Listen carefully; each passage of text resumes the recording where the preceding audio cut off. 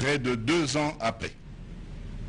Les divergences qui persistent entre les parties signataires de cet accord plombent les ailes de l'espoir de notre envol vers le développement. C'était prévisible. L'explosion de la coalition au pouvoir FCC-Cash n'est qu'une question de quelques temps. Prononcé 48 heures seulement après la cérémonie de prestation de serment des 3 juges de la Cour constitutionnelle, goutte d'eau qui a fait déborder les vases, le discours de Félix Tshisekedi vient ainsi lever tout équivoque. C'est clair, le fils du Sphinx délimité veut prendre sa distance vis-à-vis de la famille politique de Joseph Kabila.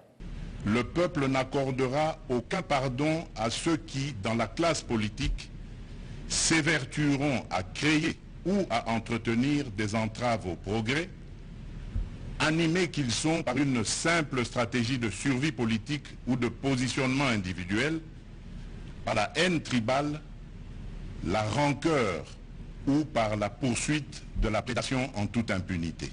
Il demeure vrai que sa mise en œuvre énerve certains nostalgiques, habitués à l'impunité et au traitement de faveur. Ceci étant, le partage des valeurs liées à l'état de droit et à la justice constitue la condition sine qua non de tout partenariat aux actions de mon mandat. Retarde ou affaiblissent la réalisation du programme pour lequel vous m'avez élu. Pour pallier à cette carence, le président congolais décide d'entamer dès la semaine prochaine une série de consultations qui devra déboucher à la formation d'une union sacrée, autrement un gouvernement d'union nationale.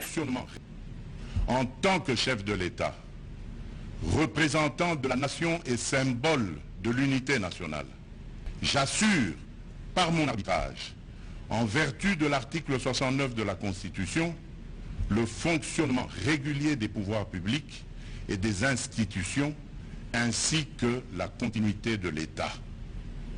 Je réitère l'engagement de mon serment de ne jamais faillir à cette mission sacrée et de ne jamais trahir le Congo. Je ne laisserai aucun engagement politique de quelque nature que ce soit primer sur mes prérogatives constitutionnelles et sur l'intérêt supérieur du peuple congolais. Je ne transigerai avec les intérêts supérieurs de la nation, leurs opinions, à l'effet de créer une union sacrée de la nation autour des objectifs précités. Ces consultations visent la refondation de l'action gouvernementale autour des principes de participation à la gestion du pays. À l'issue de celle-ci, je reviendrai vers vous dans une nouvelle adresse pour vous faire part de mes décisions qui n'excluront aucun cas de figure. Un discours décevant, encore une fois. Décevant, je crois que j'ai même peur que ce ne soit pas simplement les gens du PPRD qui soient déçus ou du FCC qui soient déçus seulement, mais je crois que même les membres de ce propre parti qui attendaient tant, qui ont promis mots et merveilles, malheureusement allant dans le sens totalement opposé à la Constitution, et que donc, pour moi, lorsque lui, notre président de la République, il affiche comme symbole de l'avènement d'un état de droit le fait que ces juges constitutionnels aient prêté serment, malheureusement dans les conditions décriées par nous, dénoncées par nous, que c'est ça les symboles, pour nous c'est une grande déception. Ce qu'on attendait, c'était plutôt de les voir, lui, activer, revenir dans sa mission de l'article 69. Si nous avions la même lecture, où il rassurerait tout le monde que ceux qui ont prêté ces serments dans ces conditions-là, il devra surseoir et ne pas les pousser à exercer cette profession, parce que les FCC, vous avez suivi la déclaration officielle, vous avez suivi plusieurs intervenants. Pour nous, cette prestation, cette cérémonie de prestation des serments de ces hauts juges, de ces juges constitutionnels, est non avenue et ne nous concerne pas. Pour nous, FCC, PPRD, c'est un discours décevant, Ce n'est pas un discours conciliant. Ce qu'on aurait bien voulu est que lui ramène plutôt la nation vers les assurances, vers les garanties, que de les laisser vers des juges qui, malheureusement, risquent d'œuvrer, mais dans une insécurité juridique totale. Parce que, comme on l'a dit, les œuvres qu'ils vont pouvoir poser en tant que juge constitutionnel, le fait que leurs nominations sont nulles de part de la loi, le fait que même le serment qui a suivi est nul, donc même les actes, les arrêts qu'ils vont rendre au nom de la République seront nuls aussi. Mais il vient consulter pour avoir quoi? C'est inutile. Mes très chers compatriotes, Monsieur Joseph Kabila et Monsieur Félix Tshisekedi se disputent le pouvoir qu'ils ont confisqué au peuple. Chacun d'eux veut maintenant contrôler la Commission électorale nationale indépendante, CENI, et la Cour constitutionnelle, avec l'intention manifeste de poursuivre l'œuvre de destruction perpétuelle de la démocratie par des coups d'État. La Commission électorale nationale indépendante, CENI, et la Cour constitutionnelle doivent être réellement indépendantes et libérées de l'emprise de quelque faction politique que ce soit. Ainsi, seule une dénonciation publique du deal peut attester de la sincérité de chacun d'eux. Mes très chers compatriotes, Congolaises et Congolais, n'accompagnez donc personne dans une forfaiture de plus et refusez qu'on établisse le coup d'État comme mécanisme d'accession au pouvoir. C'est pourquoi, en toute responsabilité, je demande une fois de plus aux leaders de nos confessions religieuses, nos pères spirituels, d'offrir leurs bons offices pour pouvoir réunir toutes les parties prenantes afin de trouver consensuellement une solution à la crise qui déchire notre pays. Au président des pays membres de la SADC, je les prie de s'engager à accompagner les leaders religieux congolais dans la recherche d'une solution à la crise congolaise. Aux membres de la communauté internationale, je les exhorte à se ressaisir afin d'aider les Congolais à retrouver une stabilité pérenne pour le pays et pour la région, au travers de la mise en place des institutions légitimes, gage du développement. Que vive la République démocratique du Congo, que vive son vaillant peuple. Je vous remercie. Quand plus rien ne va entre les partenaires, la solution c'est de rompre le mariage. C'est en ces termes qu'il faut comprendre l'essence du message de la présidente nationale de l'Alliance des élites pour un nouveau Congo lors de son échange avec la presse ce jeudi 22 octobre 2020 ici à Kinshasa. Marie-Josée Ifoku, qui appelle à la désignation d'un informateur en vue d'une nouvelle majorité, estime que la coalition au pouvoir fait plus de mal que de bien à la population congolaise. Les querelles intestines entre les Fronts communs pour le Congo et les Cap pour le changement ne doivent pas confisquer l'avenir de tout un peuple. Deux personnes ont décidé de se marier. Nous devons d'abord observer. On ne peut pas se lever directement, commencer à les attaquer. Mais en les observant, en regardant comment ils sont en train de fonctionner, nous ne retrouvons pas notre intérêt. Et cette période de confinement nous a beaucoup aidés. Le temps de confinement nous a ramenés en nous-mêmes, où nous avons eu le temps de lire, nous avons eu le temps de constater ce qui est en train de se passer, de dire non, on ne peut pas continuer à se taire. Nous devons sortir et parler au peuple congolais, c'est ce que je suis en train de faire. Donc ce temps-là est un temps d'observation. Ce temps-là, c'est un temps d'analyse, c'est un temps de bilan. Et on ne peut pas se taire, c'est la raison pour laquelle je sors, oui, 2 ans plus tard, mais c'était le temps pour pouvoir sortir. Nous nous sommes dit que si nous allons vers la dissolution du Parlement, ça risque de prendre le temps, parce que dans la Constitution, il faut consulter le président du Sénat, il faut consulter ceux que vous voulez dissoudre, donc l'Assemblée nationale elle-même, ça n'a pas de sens. Donc on préfère tout simplement aller, que le président nomme un informateur, c'est légal aussi, ça nous facilite la tâche, et nous allons constater tout simplement, nous allons identifier une nouvelle majorité. Et je peux vous rassurer que grâce au peuple congolais, la pression que vous allez exercer, ces gens-là vont se ranger d'un côté pour nous aider à pouvoir travailler, avoir un nouveau gouvernement et aller à de véritables élections pour la renaissance de la RDC. Dans un communiqué rendu public ce vendredi 23 octobre 2020 à Kinshasa, l'association congolaise pour l'accès à la justice ACAJ dit constater une crise persistante entre membres de la coalition FCC-CAJ et dirigeants des institutions. Ainsi, selon son coordonnateur, Maître Georges Kapiamba estime que le spectacle est désolant offert à la population par la coalition au pouvoir concernant la prestation des serments n'augure pas un lendemain chanteur pour la population, d'où pense-t-il la dissolution de l'Assemblée nationale afin d'offrir au peuple le libre arbitrage de se choisir de nouveaux élus pouvant permettre à l'actuel quinquennat de revêtir une nouvelle image.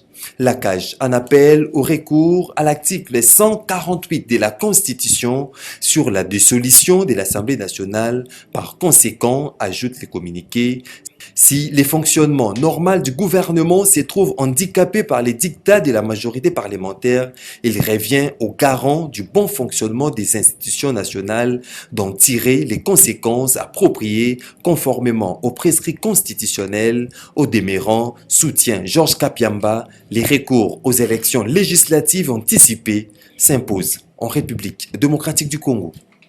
C'est tout pour les titres. De plus en plus, des voix s'élèvent pour réclamer la dissolution du Parlement en République démocratique du Congo. Dans le contexte actuel, l'on ne peut pas parler de dissolution aussi longtemps qu'il n'y a pas de crise, pense Maître Willy Wenga. Ce juriste de formation fait plutôt allusion à un malentendu entre la plateforme FCC-CAJ qui pourrait déclencher une crise au cas où ce malentendu perdure. C'est une question constitutionnelle. La Constitution est claire là-dessus. Je pense que l'unique endroit où la Constitution parle de la dissolution du Parlement, c'est l'article 148 de la Constitution. Et cet article dit in extenso, si je peux vous lire, en cas de crise persistante entre le gouvernement et l'Assemblée nationale, le président de la République peut, après consultation du Premier ministre et des présidents de l'Assemblée nationale et du Sénat, prononcer la dissolution de l'Assemblée nationale. Donc l'unique occasion, l'unique lieu où on parle de la dissolution de l'Assemblée nationale, c'est lorsque le gouvernement et l'Assemblée nationale sont en crise persistante. Nulle part la loi, la Constitution parlait de la dissolution du Parlement, comme ça, s'il n'y a pas de crise entre les deux institutions, le gouvernement et le Parlement. Il n'y a pas encore de crise, il y a seulement un malentendu. Parce que la crise, ça ne se voile pas. Il y a un malentendu entre les dirigeants des institutions, et ce malentendu peut déboucher à une crise. Mais ce malentendu aussi peut faire à ce que les partis se parlent et s'entendent. C'est malsain que le malentendu au niveau des acteurs politiques arrive jusqu'aux acteurs de la gouvernance. Et partant, ça peut dégénérer à un frein dans le fonctionnement, dans la fonctionnalité du gouvernement et même des institutions. Mais à voir comment est-ce que les choses se passent, ça fait mal, ça dérange. Ce n'est pas encore la crise, c'est un malentendu. La conséquence de la dissolution du Parlement est constitutionnelle. Si le Parlement venait d'être dissous dans les conditions fixées par la Constitution, c'est-à-dire que la première conséquence, c'est qu'il faut convoquer de nouvelles élections parlementaires dans les 60 jours. La loi est claire là-dessus. C'est l'alinéa 2 de l'article 148. C'est que, et je vous le lis, à la suite d'une dissolution de l'Assemblée nationale, la Commission électorale nationale indépendante convoque les électeurs en vue de l'élection dans les délais de 60 jours, suivant la date de publication de l'ordonnance de dissolution d'une nouvelle Assemblée nationale. C'est la conséquence. Okay. Donc dans les 60 jours, il faut aller aux élections. C'est question maintenant de moyens. La situation, c'est une situation qu'on peut éviter. Après leur passage dans la commune de Selembao, l'équipe de sensibilisation conduite par Handicap International a clôturé l'atelier sur la sensibilisation des autorités locales de la commune de Ndjili sur la prise en compte de la donne handicap dans les programmes locaux de développement ce vendredi 23 octobre 2020 à l'église Sainte-Thérèse. 3 intervenants ont tour à tour exposé autour du concept handicap, développement local inclusif des personnes handicapées dans la société et enfin la nécessité de la participation des personnes handicapées dans le plan de développement locaux. En présence du bourgmestre adjoint de cette municipalité, les invités ont compris le rôle à jouer en vue d'aider cette catégorie de personnes à un développement inclusif. Vraiment, cet atelier m'a encore beaucoup appris parce que aujourd'hui nous constatons la population, et moi y compris évidemment, j'avais un autre concept du mot handicap ou handicapé. Mais je viens de suivre au travers cet atelier que ceux qu'on appelle d'abord les handicapés, ils ont d'abord une déficience du niveau au niveau des yeux, au niveau des oreilles, au niveau des jambes, et ainsi de suite. Et ça devient maintenant, cette déficience-là devient handicap par rapport maintenant au facteur environnemental, chose que je n'avais pas avant. Nathalie Kabombo, chargée du volet d'appui aux associations à la Fédération Handicap International RDC, donne ici les objectifs poursuivis par cet atelier de sensibilisation. L'objectif de cet atelier, c'est la prise de conscience des acteurs locaux sur la question du handicap. Parce qu'aujourd'hui, l'objectif d'ici 2030, c'est le développement durable. Et dans le développement, il faudrait qu'on ait un développement inclusif. Donc on ne laisse personne de côté. Et c'est ainsi qu'on est venu sensibiliser les autorités locales pour que chacun dans son domaine, que ce soit dans l'éducation, dans la santé, même les acteurs, on va dire les leaders religieux, qu'ils tiennent en compte de la donne handicap et que chacun voit comment il peut faire des aménagements raisonnables pour la participation des personnes handicapées dans sa communauté.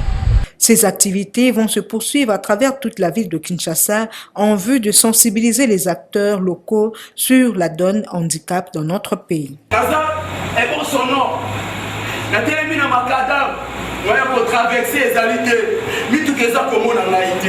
Je suis déjà dans une situation handicap. Cette journée d'échange axée sur les objectifs de développement durable, organisée conjointement par les agences du système des Nations Unies en faveur des étudiants de l'Université pédagogique nationale UPEN, visait à les conscientiser sur leur rôle dans l'atteinte des objectifs de développement durable, une activité qui s'inscrit dans le cadre du 75e anniversaire du système des Nations Unies. Plusieurs préoccupations ont été soulevées par différents intervenants, entre autres le fonctionnement de cette organisation, sa participation au développement des pays ainsi que le rôle des étudiants dans l'atteinte des ODD. Ainsi, dans son mot de circonstance, Boubacar Diaw, chef de bureau du coordonnateur résident de l'ONU en RDC, a rappelé aux jeunes le rôle qu'ils doivent jouer dans l'atteinte des ODD qui intervient en 2030. Celui-ci a saisi l'occasion pour interpeller ses étudiants, démontrer leur implication, dévouement et engagement afin que l'ensemble des actions et objectifs que le monde a prévus au nom de la jeunesse soient réalisés. C'est là avant de plaider pour plus de solidarité mondiale à tous les niveaux et dans tous les secteurs pour prétendre atteindre effectivement les ODD. Le chef de bureau du coordonnateur résident a en outre fait voir aux jeunes que l'avenir du monde dépend grandement de leur engagement à changer les choses. Il nous reste 10 ans pour nous assurer que les ODD ne seront pas une nouvelle utopie, a-t-il renchéri. Il s'est de souligner que cette activité est un moment d'échange enrichissant entre les intervenants et étudiants. Ces étudiants ont été éclairés sur différentes réformes entreprises par les Nations Unies en rapport avec les ODD. Ainsi, ils ont été appelés à œuvrer aux côtés des autres catégories sociales dans le but d'apporter le changement à travers